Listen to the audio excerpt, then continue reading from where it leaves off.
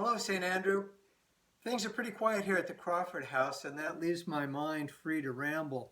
And recently I've been thinking about a quote attributed to Winston Churchill, who was the Prime Minister of the United Kingdom during World War II in that nation's dark season. He was a dramatic and inspiring leader during those hard times. And one of the things he did was to unite the country behind the war effort in the face of the tragedies that were happening, not only on the continent, but the bombs that were falling even in London and in England.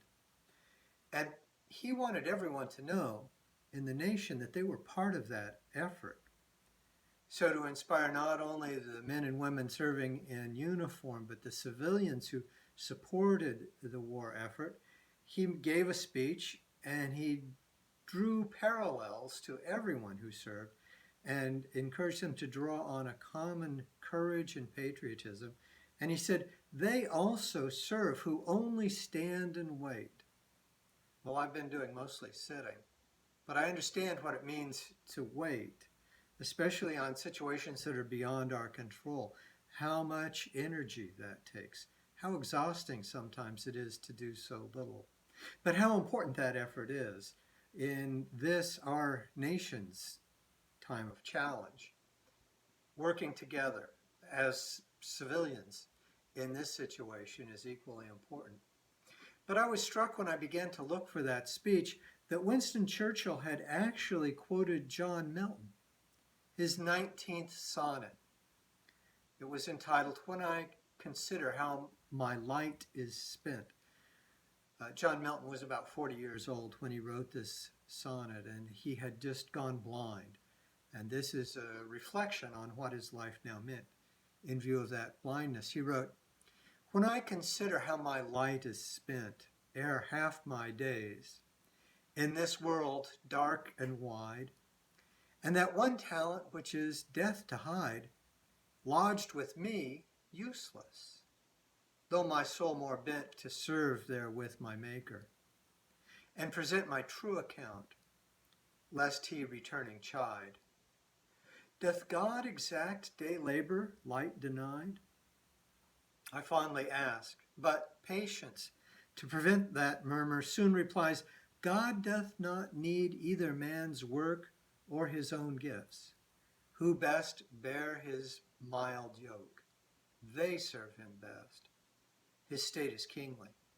Thousands at his bidding speed, and post o'er land and ocean without rest. They also serve who only stand and wait. Well, let me paraphrase Milton's sonnet for us. I had to read it a few times to get it straight, but basically Milton was saying, I've become blind at 40 and my gifts seem worthless now. I want to complain to God. How can I do my work now that I am blind, now that I am so limited? But before I could complain, I heard God's reply. I don't need your work, but your humility. Plenty of people serve me actively, but they also serve who only stand and wait. Well, as a community of faith, we know that standing or sitting, waiting is part of this season. And that waiting isn't empty.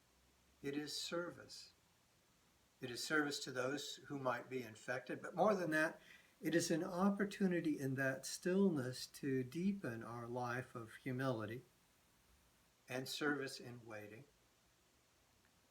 through prayer, through growing intimacy, oddly enough, with those with whom we live and those with whom we Zoom or phone call. It's an opportunity to learn the challenges and the courage of faith. There's plenty of waiting to do, and certainly some resistance. We hear, I've got my rights. I need my hair cut. Well, I took care of that.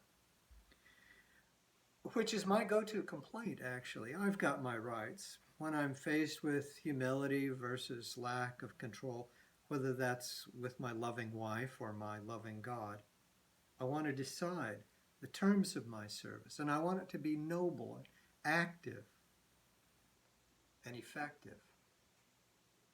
My desires, it seems, are urgent. And I do not want to stand and wait. I want to do something. But now, in the face of this virus, we're discovering how much doing is sometimes simply waiting. What a gift that is to our community. What a way of nurturing faith.